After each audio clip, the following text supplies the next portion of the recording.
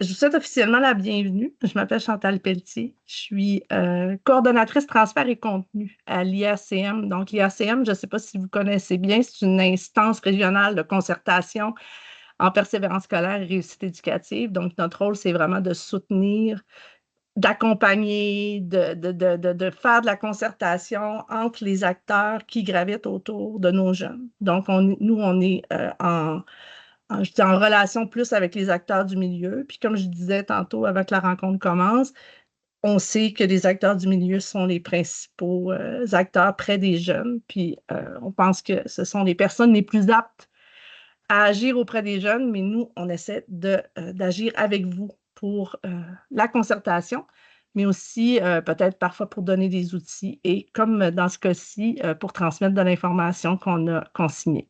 Alors, qu'est-ce que c'est que ce portrait de la persévérance scolaire et de la réussite éducative? En fait, c'est une démarche qui a débuté il y a quand même un petit bout de temps à l'IRCN.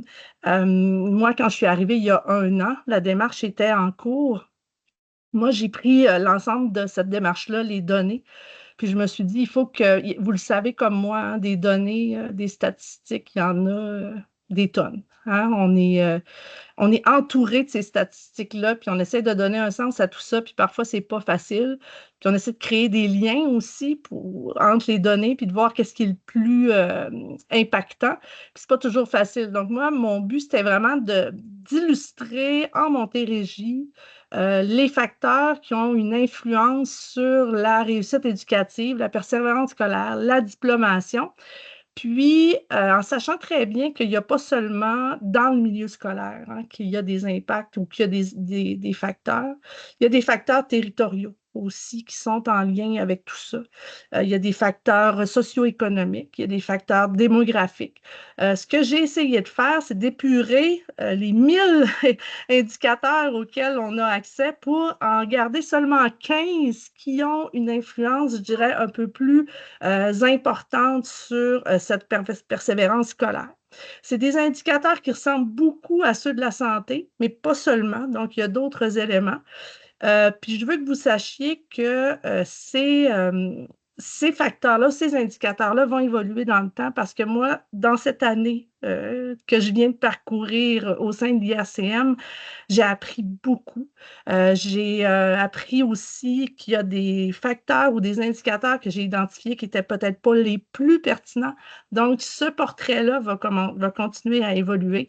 Donc, l'année prochaine et l'autre année, puis on va ajuster à chaque fois les indicateurs pour être certain de donner l'information la plus précise possible.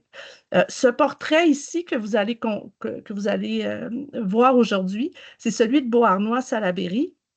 Mais on en a fait un hein, pour l'ensemble de la Montérégie, qui va être disponible aussi. Là, je vais vous donner tout de suite je vais tout de suite aller vous montrer à quel endroit sur le site web vous pouvez aller chercher tous ces éléments-là.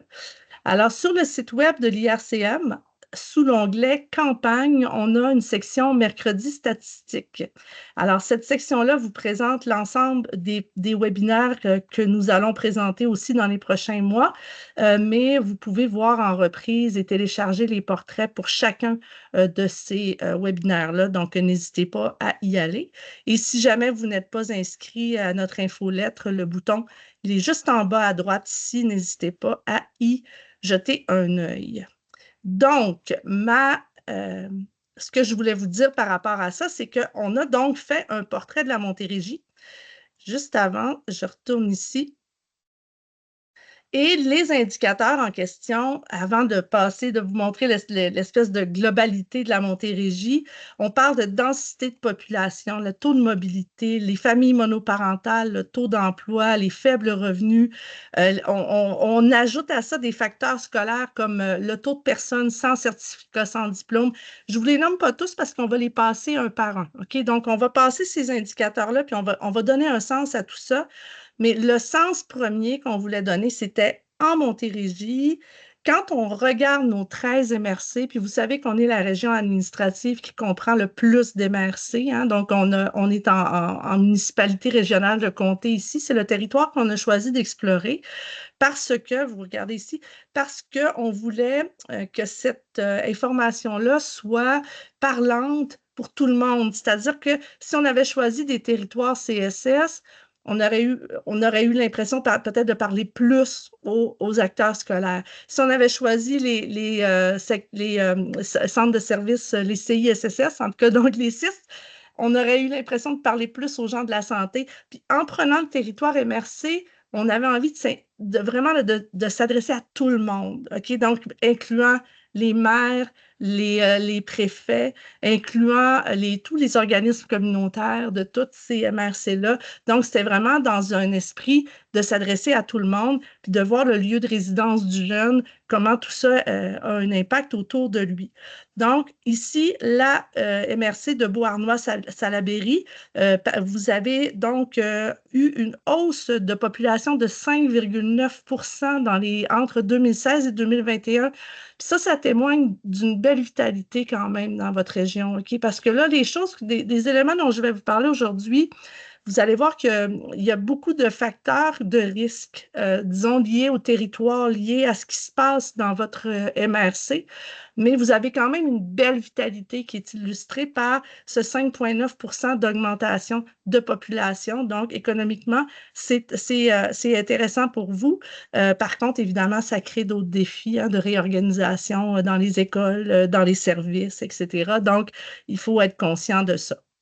Avant de continuer, je vais vous montrer le portrait de la Montérégie au complet et sous l'angle des 15 indicateurs. Donc là, nous, ce qu'on a fait, c'est qu'on a vraiment vérifié dans chacune des MRC quel indicateur était plutôt favorable et quel indicateur était plutôt à risque pour l'ensemble de nos MRC. Et là, sachez que dans cette première version du portrait, on se compare à nous-mêmes. C'est-à-dire que quand je vois, par exemple, le Haut-Saint-Laurent ici ou Beauharnois-Salaberry, qui sont peut-être, vous êtes dans les plus, je dirais, là où il y a le plus de facteurs de risque, mais on se compare au reste de la Montérégie. Là. On ne se compare pas au Québec. On se compare. Puis ici, quand on voit Marguerite Diouville qui a un petit peu plus de vert, ah bonjour Kim! Donc, quand on voit la Montérégie, la Marguerite Diouville qui a un peu plus de vert, c'est par rapport au reste de la Montérégie. Hein. Ça veut pas dire que Marguerite Diouville n'a pas de problème. Hein, il n'y a pas de facteur de risque, c'est juste que les uns par rapport aux autres, on s'est comparé de cette façon-là. Et dans les prochaines versions du portrait, on va partir de ça et on va voir comment on évolue par rapport à ce portrait initial-là. OK? Donc, puis ce n'est pas un bulletin. Hein, c'est vraiment, vraiment très important que vous compreniez que ce n'est pas des résultats ici que je suis en train de vous montrer. C'est l'environnement qui entoure nos jeunes, à quel point cet environnement-là a un impact favorable ou a un impact de risque pour nos jeunes. Et à travers ça, je vais vous montrer aussi le taux de diplomation qui est associé à ça. Puis, des fois, on a des belles surprises malgré la quantité de rouge. Jusqu'à maintenant, est-ce que vous avez des questions? Je ne vous ai pas dit que vous pouviez le faire, mais vous pouvez effectivement, si vous le désirez, lever la main virtuelle. Pour moi, c'est plus facile de vous voir. Pas de questions jusqu'à maintenant? On rentre dans le vif du sujet? Parfait. OK. Donc, pour ce qui est de la densité de population de votre belle MRC, vous vous situez pas mal dans les MRC centrales en Montérégie. Comme je l'expliquais, vous avez eu une belle hausse de population en 2016-2021. En fait, c'est que il y a vraiment des recherches qui disent que plus la densité de population est élevée dans une région donnée, meilleur est le taux de diplomation. Et souvent, c'est parce que c'est associé à une proximité plus grande des services, des écoles, etc. Donc, dans la région dans votre MRC, ce n'est pas une problématique, je crois, qui est majeure.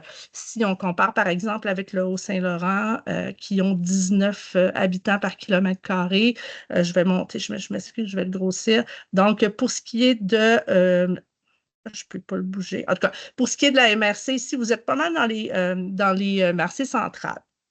Donc, je n'irai pas plus en détail sur cet indicateur. Oui, c'est vrai, j'ai oublié de vous expliquer la petite charte ici.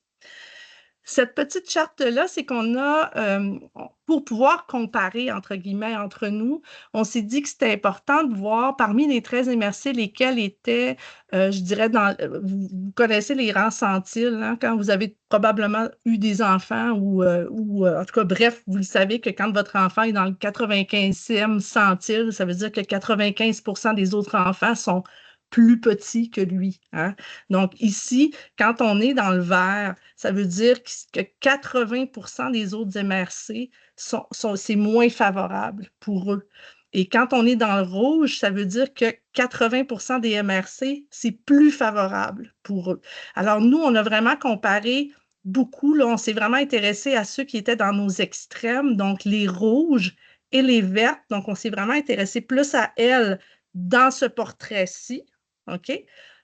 Par la suite, on est rentré et on vous a indiqué exactement où dans les rangs centiles vous vous situez par rapport aux autres MRC.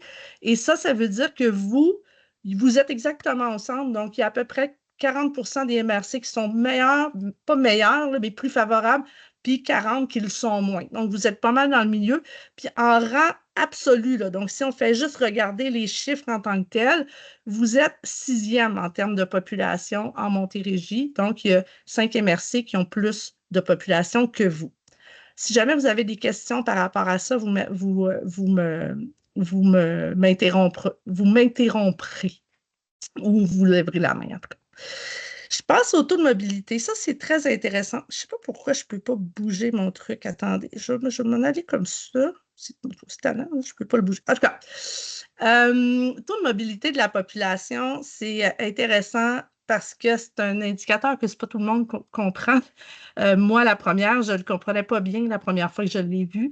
Le taux de mobilité, c'est le nombre de personnes qui ont déménagé. Donc, les personnes qui ont répondu au recensement, qui habitaient dans votre MRC au moment qui ont répondu au recensement, ces personnes-là avaient déménagé dans les 5 dernières années. Donc, ça veut dire qu'il y avait soit emménagé dans votre MRC. Là. Fait que la plupart de ces gens-là, c'est des gens qui sont nouveaux dans votre MRC. Vous, en Beauharnois-Salaberry, il y a 40,8% de votre population qui a emménagé chez vous entre 2016 et 2021. C'est gros, c'est énorme, c'est 40%. Vous êtes parmi celles dont le taux de mobilité était le plus important.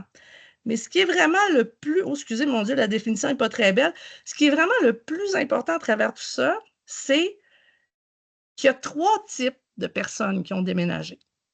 Les personnes qui ont déménagé, d'abord, il y a les non-migrants. Voyez-vous, ça correspond à un 16,8% ici. Ça veut dire qu'il y a 16,8% des personnes qui habitaient déjà dans votre MRC. Ils ont déménagé, mais à l'intérieur de la MRC. C'est probablement des gens qui connaissent déjà un peu plus le milieu scolaire, le milieu communautaire, les écoles, les services, etc. Donc, ce 16,8%-là, ce n'est pas votre priorité, mettons. Puis souvent, ici, on a un 0,5 ici. Ça, c'est les migrants externes. Ce sont les personnes qui arrivaient de l'extérieur du pays. Donc, les personnes issues de l'immigration. 0,5% des personnes qui ont emménagé dans votre votre MRC, arrivaient de l'extérieur du pays. Mais ça, vous savez qu'il y a une population immigrante parce qu'on on les voit bien, puis on les accueille, puis on a vraiment des services pour eux. Mais vous avez un 23,5% ici de personnes qui habitaient déjà au Québec ou au Canada qui ont aménagé dans votre MRC. 23,5%, ça, c'est des personnes qui ne connaissent pas le milieu communautaire, qui ne connaissent pas les services, qui ne connaissent pas ce qui se passe, la santé, les CLSC, c'est où, c'est quoi la culture hein, de votre MRC. Donc, moi, je mets l'accent là-dessus parce que c'est 23,5% de personnes qu'il ne faut pas oublier. OK, dans vos services, parce que, surtout, je dirais, dans Beauharnois-Salaberry, parce que c'est fort. Là. Donc, pour vous, là, actuellement, là, si on met le 23,5 avec le 0,5 ici, c'est 24% de vos habitants qui ne connaissent pas bien votre MRC. C'est beaucoup. OK? C'est un habitant sur 4. C'est ça, mon Dieu. Des questions là-dessus? Je continue. Les familles, le taux de famille monoparentale, c'est un facteur majeur dans la réussite éducatives. Donc, les enfants qui proviennent de familles monoparentales, diplôment moins. Bon, il y a plein de recherches là-dessus qui pourraient, si vous avez envie d'aller lire là-dessus, mais moi ici, je y vais vraiment avec des conclusions. Puis le parent qui est monoparental, en fait, c'est une personne qui a répondu, en fait, qui, le jour du recensement, était donc plus en couple et il était avec son enfant cette journée-là. Donc, cette journée-là, lorsqu'il a répondu au sondage, au recensement, êtes-vous ou non en couple? Non. Est-ce que votre enfant est avec vous aujourd'hui? Oui. Donc, ça, c'est considéré comme monoparental, père ou mère, selon la personne qui a répondu au recensement. Fait que, tu sais, quand on vous dit 21% de familles monoparentales mères, mais ça donne que c'est cette personne-là qui a répondu au recensement puis qui avait l'enfant avec elle cette journée-là, en fait. Ça ne veut pas dire qu'elle est seule à s'occuper de son enfant à 100%. OK? Donc, le recensement, les questions par rapport aux familles monoparentales sont vraiment pas suffisamment précises pour qu'on puisse déterminer dans quelle mesure la personne a la charge complète ou pas des enfants. OK? Donc, ça, c'est bien important parce qu'il y a souvent des personnes qui vont distinguer les familles monoparentales femmes et hommes. Moi, je me garde une réserve par rapport à parce que la statistique, elle est disponible. Je me garde une réserve par rapport à ça parce que pour moi, c'est un indicateur qui pourrait porter à interprétation, à fausse interprétation, c'est pas suffisamment précis. Ça pourrait donner ça donne une tendance qu'il y a effectivement plus de familles monoparentales mères parce qu'il y a plus de femmes qui disent être avec l'enfant le jour du recensement, mais ça n'indique pas dans quelle mesure cette femme-là est seule à s'occuper de l'enfant. Donc, si la garde est 50-50, on ne le saura jamais. On ne le sait pas. Donc, ça, c'est quelque chose qu'il faudrait préciser dans le recensement. Ceci étant dit, dans Beauharnois, Salaberry, il y a 51,5% des familles qui ont un enfant, donc qui ont un ou des enfants. C'est l'un des taux les plus bas en Montérégie. Donc, c'est par rapport au nombre d'enfants. Et parmi ces familles avec enfants, presque 34% en fait sont monoparentales. Puis ça, c'est le plus haut taux en Montérégie.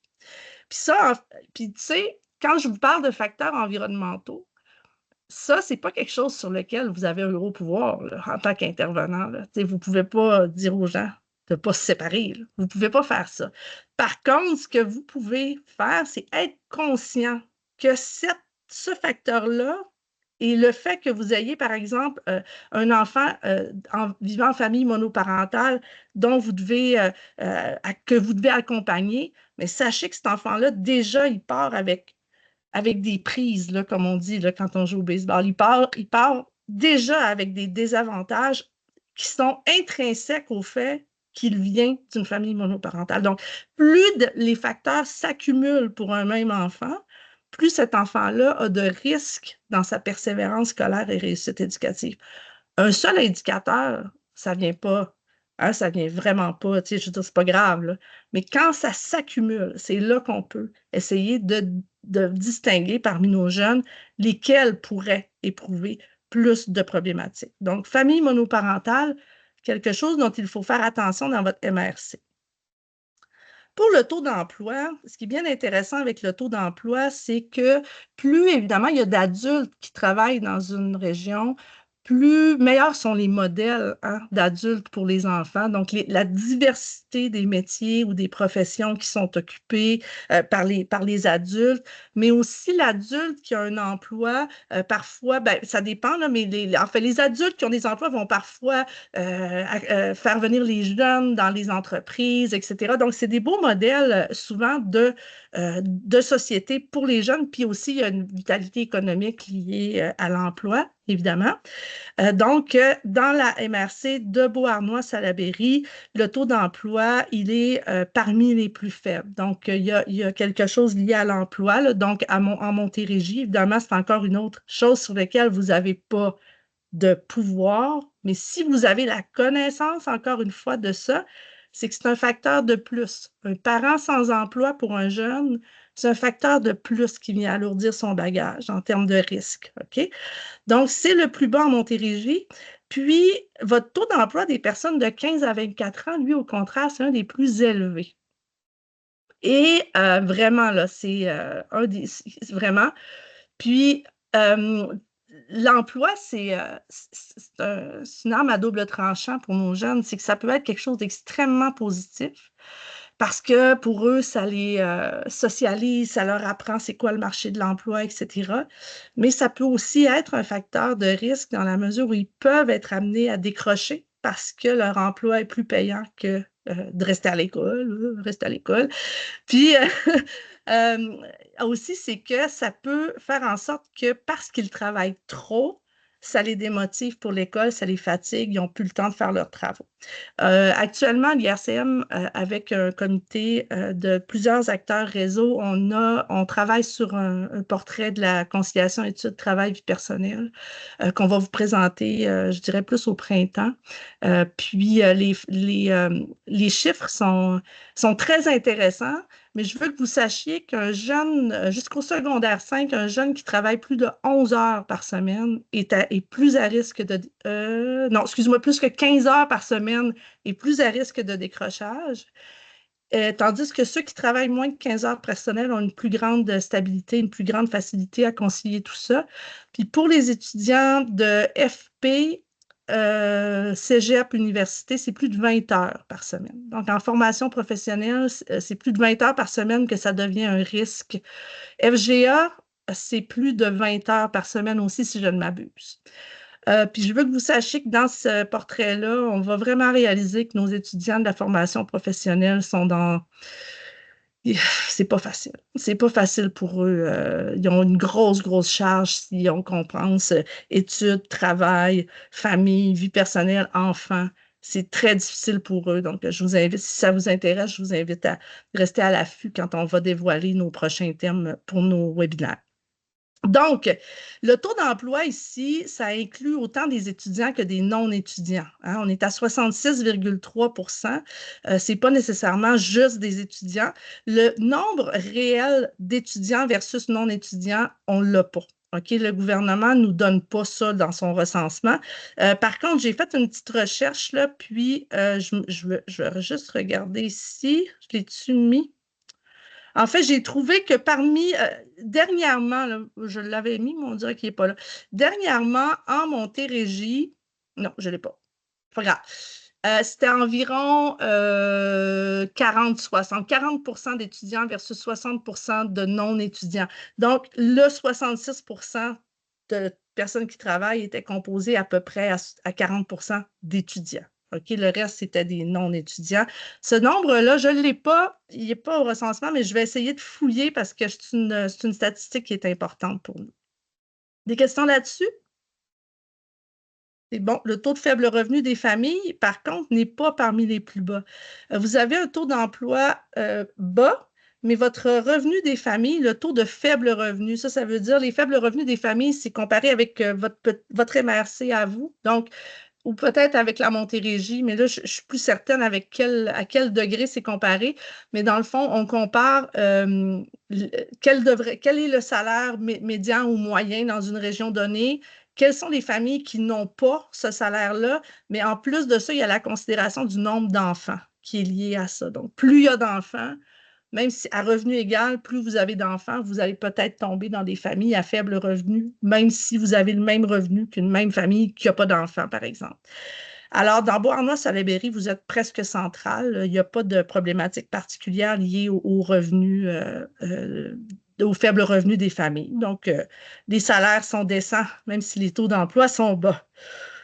Niveau de scolarité. Ça, ici, je vous parle du niveau de scolarité des adultes. Donc, les personnes de 25 à 64 ans de Beauharnois-Salaberry, quelles sont les personnes qui n'ont aucun certificat, diplôme ou grade? Je m'excuse, il y a eu, je vois qu'il y a des petites pixelisations. Il va falloir que j'arrange ça, mais bon, j'imagine que c'est un détail. On a 17,5 des personnes de Beauharnois-Salaberry qui n'ont aucun certificat, diplôme ou grade. Vous n'êtes pas parmi les MRC où c'est le plus dérangeant ou problématique. Puis, je suis en train d'aller chercher des chiffres pour avoir des tranches d'âge de tout ça. OK, je ne les ai pas encore inclus, mais dans le prochain portrait, on va avoir quelle tranche d'âge? OK? Parce que ces personnes-là qui n'ont aucun certificat, diplôme ou grade, ce sont les parents de vos jeunes, des jeunes. Hein? C'est des gens entre 25 et 64 ans. Et évidemment, plus ce taux-là est élevé, plus l'importance de l'école est diminuée dans les familles. Donc, une personne qui a un diplôme plus élevé va donner une plus grande importance à l'école, à ses enfants, qu'une personne qui n'a pas de diplôme. Donc, ça, c'est encore une fois, la littérature le démontre. Donc, ici, 17,5, il faut jeter, faut rester à l'affût de ça. En ce qui concerne les taux de diplomation en tant que tels, chez vous, c'est vraiment les personnes qui ont un diplôme d'études secondaires ou de formation professionnelle qui sont majoritaires. Presque la moitié de vos adultes qui sont sur le marché du travail ont un ou l'autre des diplômes et encore plus, dans une proportion plus élevée, de diplômes d'études professionnelles. Donc, on est à 28 en études professionnelles puis 21 de diplômes d'études secondaires. C'est beaucoup plus élevé que la Montérégie. Donc, la diplomation, elle est là, mais le taux de secondaire est vraiment très, très élevé versus le taux de diplôme universitaire qui, lui, est beaucoup plus bas que le reste de la région. C'est vraiment ici là, que la différence se joue. Pour le diplôme d'études collégiales, c'est similaire à l'ensemble de la Montérégie. Maintenant, le fait qu'il y ait des diplômes d'études secondaires, formation professionnelle, c'est absolument parfait dans la mesure où si ça répond aux besoins du milieu. Hein. Si les employeurs ont besoin de personnes qui sortent de la formation professionnelle, si c'est recherché puis que ces gens-là ont un bon travail par la suite, ce n'est pas un taux qui dérange. Cependant, s'il n'y a pas suffisamment de personnes formées avec des diplômes universitaires dans votre région, puis que ça ne répond pas aux besoins de votre région, mais là, ça peut devenir problématique. Alors, c'est simplement pour vous le faire remarquer. Là. Puis évidemment que vous allez le voir par la suite, tout ça a un lien avec le taux de littératie, tout ça a un lien avec plusieurs autres éléments. Là. Ça découle du fait que il y a une grande proportion de votre population qui est soit diplômée seulement du secondaire ou pas du tout. Je continue? OK. Pour la diversité ethnoculturelle, je me suis intéressée aux personnes issues de l'immigration de première génération. Pourquoi? Dans les derniers recensements ou dans les dernières cohortes de personnes qui ont diplômé, on avait remarqué que les personnes issues de l'immigration avaient un taux de diplomation plus élevé que les personnes non immigrantes. Et puis, c'était une tendance qui était constante. Et là, tout d'un coup, dans la dernière cohorte de 2015, on s'est rendu compte que, oh, non, non, non, c'est plus tout à fait vrai. C'est vrai pour les étudiants de deuxième génération ou troisième génération et plus. Là. Donc, les personnes qui sont nées ici et qui ont fait toutes leurs études au Québec, qui sont issus de l'immigration, ont un taux de diplomation là, de 4 à 5 plus élevé là, que les non-immigrants. C'est vraiment c'est notable. Par contre, pour les premières générations, ce n'est plus vrai. En fait, les diplômes à peu près égal aux non-immigrants, ce qui est quand même tout un exploit en soi. Hein, quand on arrive, puis parfois on ne connaît même pas la langue, donc c'est déjà un bel exploit. C'est pour ça qu'ici, je me suis intéressée aux étudiants de première génération parce que si vous en avez beaucoup d'étudiants de première génération, mais pour que ces jeunes-là se rendent au bout puis que le taux de diplomation soit élevé, mais il faut les accompagner dès le début. Hein? Donc, il faut qu'ils soient accompagnés comme il se doit au primaire jusqu'à la fin du secondaire. Dans le cas de Beauharnois-Salaberry, votre taux de personnes issues de l'immigration est très bas, donc c'est un des plus bas en Montérégie. Et parmi ces personnes-là, vous avez 3,6 seulement des élèves qui sont de première génération. Donc, ça fait 0,3 de votre population qui est de première génération. Peut-être que mes calculs sont 3,6 de 3 finalement. Fait que vous avez peu de personnes ou de citoyens, entre guillemets, qui sont de première génération. Vos personnes issues de l'immigration sont souvent de la deuxième génération, Donc, c'est une bonne nouvelle en termes de diplomation. OK? Donc, pour vous, c'est un facteur qui est favorable à la réussite des jeunes. Est-ce que vous me suivez là-dessus? Mais ça veut dire que le peu de première génération que vous avez, prenez-les par la main comme il faut, là, puis chouchoutez-les pour qu'ils se rendent jusqu'à la fin du secondaire. OK? C'est bien important. Connaissance du français. Donc, vous êtes parmi les MRC où ça se passe comme de façon relativement bonne. Vous avez un 98,8 % de votre population qui parle ou qui connaît bien le français. Donc, 59 % de français uniquement. Chez vous, il y a seulement 0,2 % de la population qui ne parle ni français ni anglais. C'est très peu. Donc, c'est des bonnes nouvelles pour Beauharnois-Salaberry. Alors, vous n'avez pas, ça, c'est pas l'affaire la plus préoccupante là, pour vous. Là, fait que, ne passez pas trop de temps là-dessus. Le taux de littératie, donc l'indice de littératie sous le niveau 3. Alors, si vous n'êtes pas tout à fait familière avec le taux de littératie, il y a 6 niveaux, en fait, parce que ça commence à 0, là, dont de 0 étant connaître le vocabulaire de base, jusqu'à 5, qui est une évaluation synthèse, etc., de plusieurs textes. Votre population, lorsqu'on parle d'un taux de littératie de 3, donc si on dit sous 3, ça veut dire que c'est ce qu'on nomme habituellement les personnes qui sont analphabètes. OK? Donc, c'est ce que dans le langage commun. Donc, 0, 1 ou 2, on va dire analphabète. Alors, nous, on parle d'indice estimé de littératie sous le niveau 3 chez les 15 ans et plus. Ça aussi, ça serait le fun de l'avoir par tranche d'âge, puis je ne l'ai pas, là, mais à Beauharnois-Salaberry, c'est 58 % des personnes qui ne sont pas capables de lire des textes longs, denses, qui nécessitent d'interpréter, de donner du sens aux informations. Donc, ils sont capables de faire des liens, sont capables dans un texte avec 2 informations ou plus, 58 % de la population. Fait que les messages aux parents, là, des listes à puces, des vidéos quand vous pouvez, des mots très simples, des mots clairs.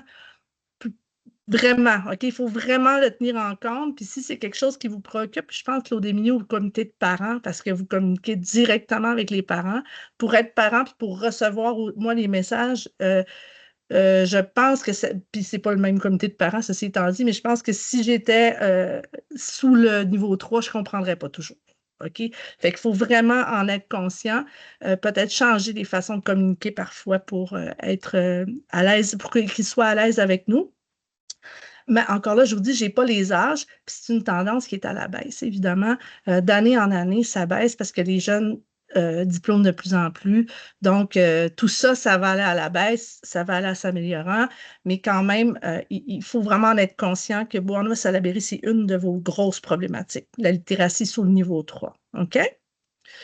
Ouais, si vous n'êtes pas les plus bas, imaginez, il y a plus. Il y a plus. La littératie, là, c'est pas seulement que les parents sont pas capables de comprendre les messages, mais c'est aussi que les parents sont pas capables d'aider les enfants à faire leurs devoirs. C'est surtout ça aussi, fait que faut y penser, dans nos services. J'imagine que vous êtes les premiers à avoir plus de solutions que ce que moi, je pourrais vous suggérer, n'étant pas de première ligne. Le taux de 0,5 ans en situation de faible revenu, ça, c'est quelque chose probablement qui va disparaître parce que c'est redondant avec le taux de faible revenu. Donc, c'est à peu près les mêmes explications, puis c'est à peu près les mêmes données. Donc, c'est pas un indicateur que je vais garder. Je passe pas plus de temps là-dessus parce que c'est la même chose que le taux de faible revenu. Vous comparez au Québec, ceci étant dit, même si c'est plus élevé que dans le reste de la Montérégie. Les places en service de garde, ça aussi, ça peut devenir préoccupant. Dans Beauharnois-Salaberry, il y a 48,5 % des enfants qui ont accès à une place en service de garde reconnue. On sait que les services de garde c'est démontré qu'un enfant qui va passer du temps en service de garde va avoir moins de vulnérabilité en rentrant à la maternelle. Donc, il va être plus facilement, ça va être plus facile pour lui de s'adapter. Je vais vous parler des résultats de vulnérabilité là, dans la prochaine diapo, mais si l'enfant n'a pas accès à une place en service de garde, ça peut devenir préoccupant pour une communauté. OK? Puis vous êtes notablement plus bas que le reste de la Montérégie. Puis évidemment, des places en service de garde, ça apparaît pas par magie. Hein? Puis c'est pas quelque chose nécessairement qui est en notre pouvoir. Mais en sachant qu'il y a plusieurs enfants qui n'ont pas de place en service de garde, est-ce qu'il y a des services alternatifs? Est-ce que des haltes ou des choses comme ça qui pourraient compenser d'une façon ou d'une autre? Donc, il faut se questionner si on a un pouvoir autre que d'ouvrir des services de garde sur cet aspect-là. Pourquoi je dis ça? Ben, parce qu'on arrive à la vulnérabilité. Hein. L'ECDEM, sûrement que vous avez entendu, l'ECDEM, ils font leur tournée. Je suis sûre que tu as assisté à une présentation. En tout cas, j'ai l'impression que tout le monde a dû voir l'ECDEM ces temps-ci. Ils se promènent dans toute la Montérégie puis ils font beaucoup de présentations sur le taux de vulnérabilité. Qu'est-ce que c'est ça? C'est qu'en maternelle, les enseignantes de tout le Québec sont invitées à passer à remplir en fait un questionnaire pour évaluer chacun de leurs élèves. Ces élèves-là sont évalués sous 5 aspects: santé physique, bien-être, compétences sociales, maturité affective, développement cognitif et langagier, et habilité de communication et connaissances générales. Comment ces élèves-là, en fait, ce qui arrive, c'est qu'à chaque année, c'est un sondage qui est normé, c'est-à-dire que tous les enseignants ont le même sondage. Dans toutes les écoles du Québec, c'est rempli par à peu près 95% des jeunes du Québec. Puis, on a les données par région. Puis, bonne nouvelle, vous êtes une des MRC dans laquelle ça baisse. Une des seules. OK? Le taux de vulnérabilité des enfants de maternelle, ça descend dans Beauharnois-Salaberry. Je vous félicite parce que c'est vraiment une tendance qui est totalement inversée par rapport au reste de la Montérégie. Ça descend et là, c'était haut et là, vous êtes en train de rejoindre. Là, parce que la plupart des autres, c'est l'inverse. Sont en train de se ramasser là alors que vous descendez là. Qu'est-ce que vous faites? Faudrait le dire. Qu'est-ce qui se passe dans Beauharnois-Salaberry? Faudrait le dire, d'autant plus que le nombre de garderies n'est pas très élevé. Alors, qu'est-ce qui se passe au niveau de la petite enfance? Il y a comme quelque chose là, chez vous. Fait que si jamais vous avez une idée c'est quoi, il faut la partager parce que ça fonctionne. Vous avez seulement un domaine de vulnérabilité qui est considéré comme étant plus élevé statistiquement que la Montérégie en tant que telle, donc qui est santé physique et bien-être. Mais pour le reste, compétences sociales, ça a descendu, développement cognitif et langagier, de même que habilité de communication, tout ça est à la baisse. Maturité affective, il a monté un petit peu, mais ça, c'est pas une grosse hausse. Donc, ça, gardez l'œil là-dessus, parce que le prochain ECDEM, là, celui-ci, c'est en 2022, il va avoir lieu en 2027. Gardez un œil là-dessus. Continuez. Continuez à faire ce que vous faites. Puis, vous êtes vraiment avec Jardin de Napierville puis Pierre de Sorel. Vous êtes les seuls MRC chez qui ce taux-là a baissé. Donc, bravo. Pas de questions là-dessus? C'est bon. OK. Quelle heure est-il? 44, c'est bon, ça va bien. Indice IMSE, l'indice de milieux socio-économiques. Hein, ça, c'est les fameux indices que le gouvernement utilise pour classer les écoles sur une échelle de 1 à 10. Ça tient compte, dans le fond, de la proportion des familles avec enfants dont la mère n'a pas de diplôme. Tantôt, je vous disais qu'il y avait 17,5% des personnes de 15 à 60, 24 à 65 ans dans votre MRC qui n'avaient pas de diplôme. Puis que ça a un impact, ça a eu tel impact que le gouvernement se sert de cet indicateur-là pour calculer l'IMSE, mais pas n'importe quel, le diplôme des mères.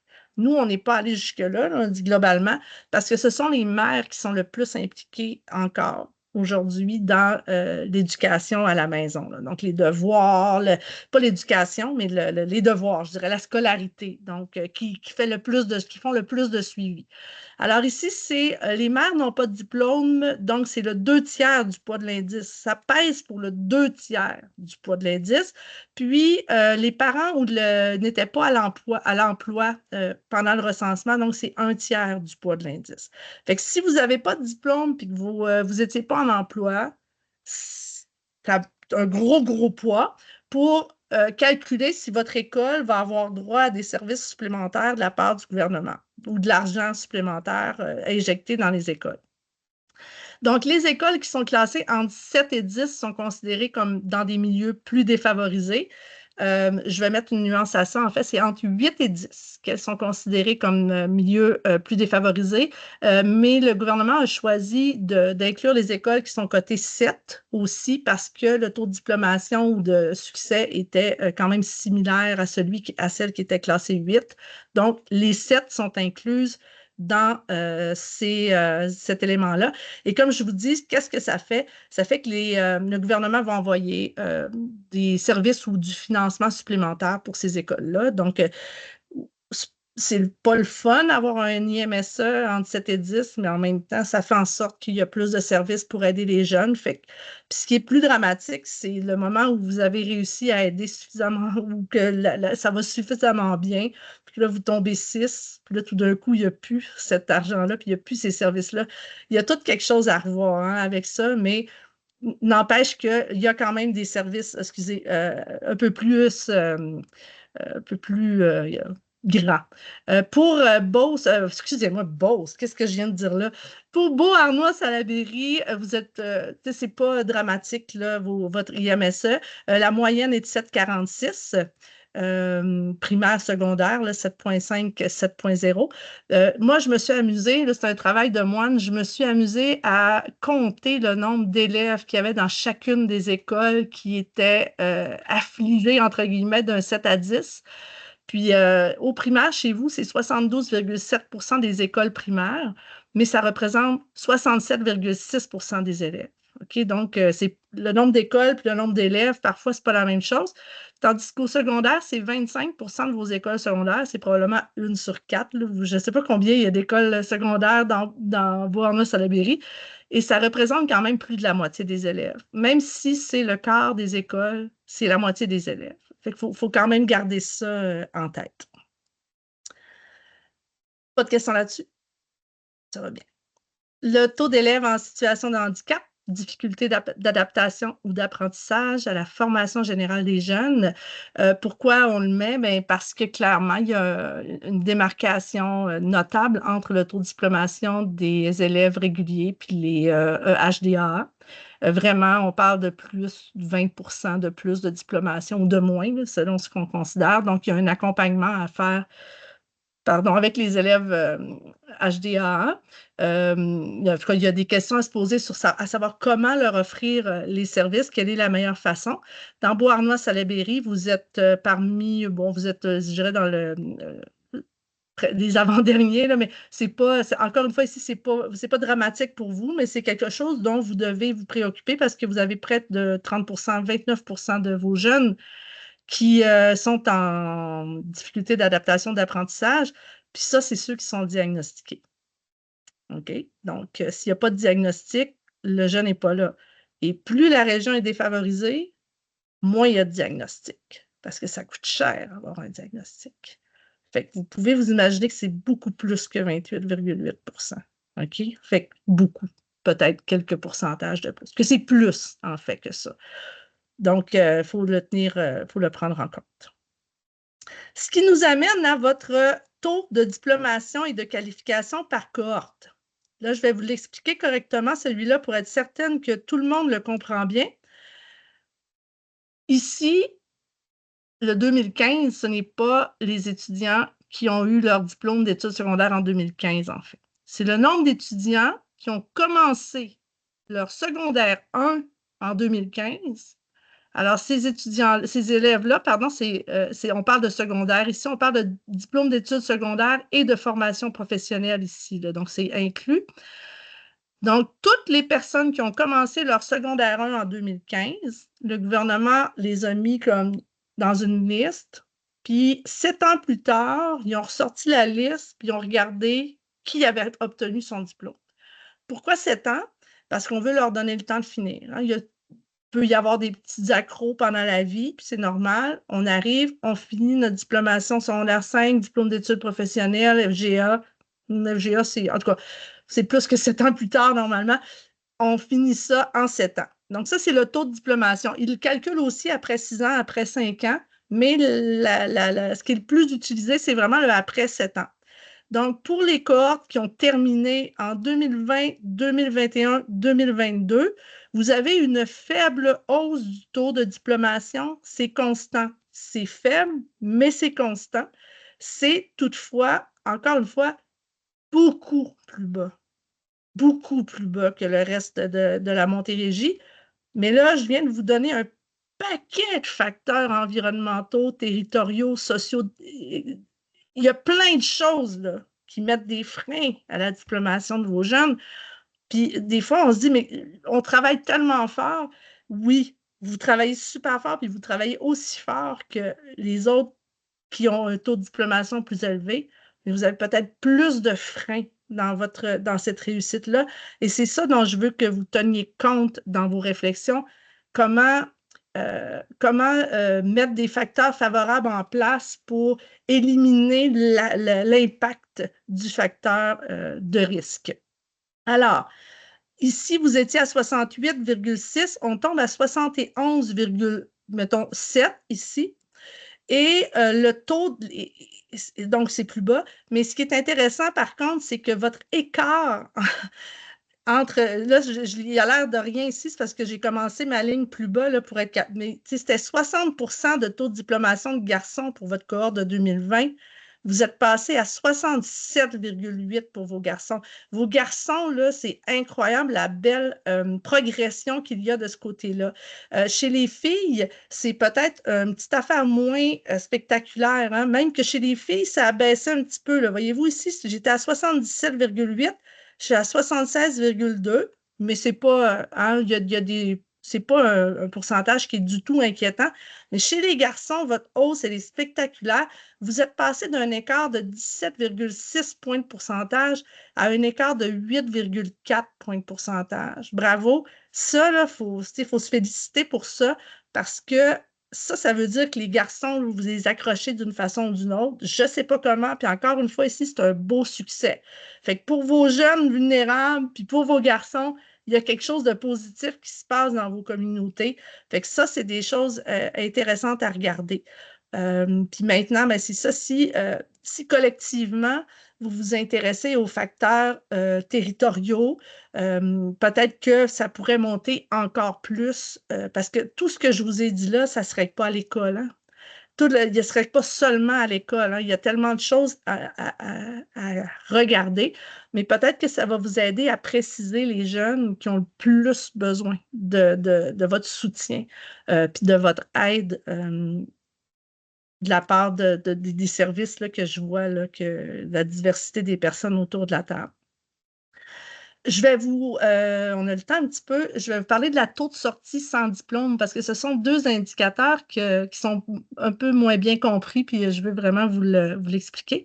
Le taux de sortie sans diplôme. Donc, je vous ai dit que le taux de diplomation après 7 ans, donc par cohorte, c'est qu'on prend la liste des jeunes du secondaire 1, puis 7 ans plus tard, on regarde qui a diplômé, qui n'a pas diplômé. Ça veut dire que les personnes qui sont arrivées, par exemple, de l'extérieur du pays en secondaire 3, là, ils ne sont pas là, ils ne sont pas comptabilisés dans le taux de diplomation. Il faut avoir commencé son secondaire 1 au Québec pour faire partie de ça ici, de ce taux de diplomation-là. Par contre, le taux de sortie sans diplôme, eux autres, ils font l'inverse. Ils prennent l'année, par exemple, ici, c'était 2021. Donc, à la fin de 2021, les personnes qui sont sorties de l'école, combien sont sorties sans diplôme? Donc, ça inclut toutes les personnes qui sont arrivées en secondaire 2, secondaire 3, les personnes issues de l'immigration qui viennent d'une autre province, même parfois, non, ça n'inclut pas les personnes qui n'étaient pas dans le Québec, donc qui arrivaient de l'Ontario, etc. Donc, toutes ces personnes-là qui sont arrivées en cours de chemin sont donc incluses dans le taux de sortie sans diplôme. À ce moment-ci, dans Beauharnois-Salaberry, vous êtes à 18,7 % de sorties sans diplôme, c'est-à-dire qu'en 2021, il y a 18,7 % des personnes qui ont fini, en fait, qui sont pu retourner à l'école. Il n'y avait pas de diplôme. Fait que c'est qui, ces gens-là, qui sont sortis sans diplôme? Ça, là, il faut puis, je vous le dis, on travaille à ça, là. Actuellement, on travaille à observer les transitions entre les différents ordres scolaires. Donc, entre le secondaire 5 et le cégep notamment, OK, ou l'AFP, qu'est-ce qui se passe là qu'est-ce qui fait en sorte qu'un élève y arrive là, puis il part, il ne revient plus? C'est qui cet élève-là? C'est ça, on travaille fort là-dessus avec les autres IRC partout au Québec, notamment celle de Montréal, puis on travaille aussi avec les pôles d'enseignement supérieur sur des projets comme ça, donc avec un groupe de recherche qui s'appelle ECOB aussi.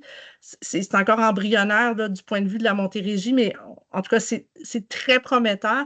Fait qu'on va vraiment être capable de donner le portrait des jeunes, où ils s'en vont, puis ceux qui continuent.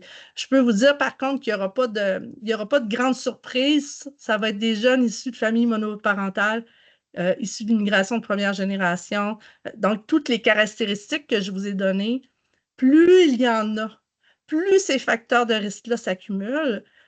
S'il y en a 4 facteurs de risque, ça ne veut pas dire que le jeune est 4 fois plus à risque, c'est exponentiel. À chaque fois qu'on en rajoute un, c'est exponentiel. Ça grandit comme beaucoup plus.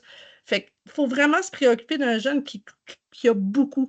Une personne issue de l'immigration vivant dans une famille monoparentale à faible revenu dont la mère n'a pas de diplôme, on le prend sous son aile. Et pour l'amener, pour le déposer au bout, pour avoir un taux de diplomation plus élevé. Donc, c'est pour ça ici que dans le taux de sortie sans diplôme, on va voir plus de personnes issues de l'immigration de première génération. Parce que ce sont souvent des personnes qui sont arrivées en secondaire 2, en secondaire 3, en secondaire 4. Ils ne sont pas comptés ici. Les personnes issues de l'immigration de première génération qui ont 13 ans et plus, on ne les voit pas ici. Ils n'ont pas d'impact sur le taux de diplomation, à moins d'être arrivés avant le secondaire. Par contre, elles ont un impact sur le taux de sortie sans diplôme. Et il y a une plus grosse proportion de personnes issues d'immigration de première génération qui sortent sans diplôme. Ça veut dire qu'ils sont arrivés en secondaire 3, 4 ou 5, là, ces jeunes-là. Il faut vraiment les envelopper, ceux-là, là, ces jeunes-là, pour les tenir avec nous.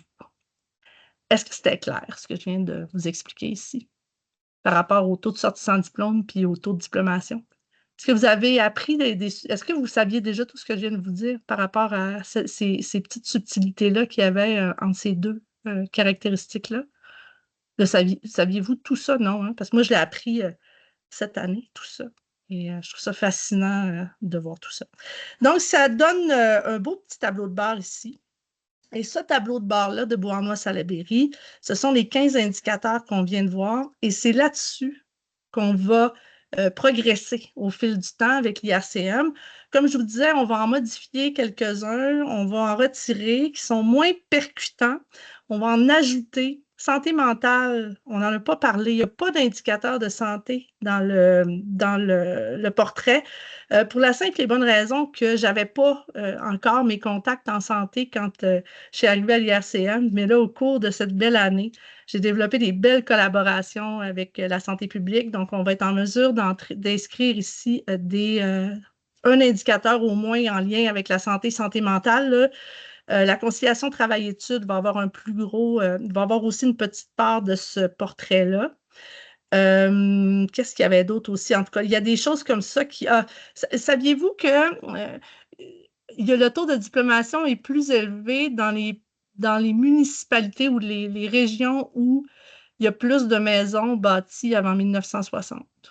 Ça, c'est drôle, mais c'est un indicateur comme assez fiable d'un taux de diplomation parce que ce sont des communautés qui sont établies depuis longtemps. Ce sont des communautés qui ont un tissu social plus fort. Les gens se connaissent. Ça prend un village pour élever un enfant. Là, ben, quand les maisons datent, ça veut dire parfois que ce village-là est inscrit.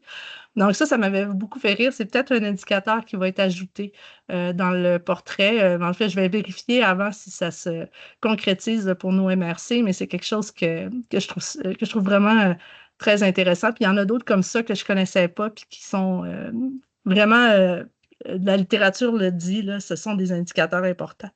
Je vous dévoilerai tout ça l'année prochaine, quand le prochain portrait va sortir. Je vous laisse là-dessus. Il n'y avait pas de questions avant de finir? Claude Émilie? Par curiosité, ce portrait-là, est-ce qu'il est disponible en quelque part? Il va l'être. OK. Parce que j'ai vu sur le site qu'il y a le portrait général, mais pas le portrait particulier. Donc, Claude Émilie, je vais te demander d'éteindre le micro. OK. Sur le site web de l'IRC Montérégie, donc, quand vous cherchez sur Google, cherchez IRC Montérégie, sinon vous allez tomber sur l'Institut de radiologie de cardiologie. Donc, IRC Montérégie, sous campagne, il y a mercredi statistique. Et les mercredis statistiques, c'est là qu'on voit les webinaires en reprise et là où on peut télécharger les portraits.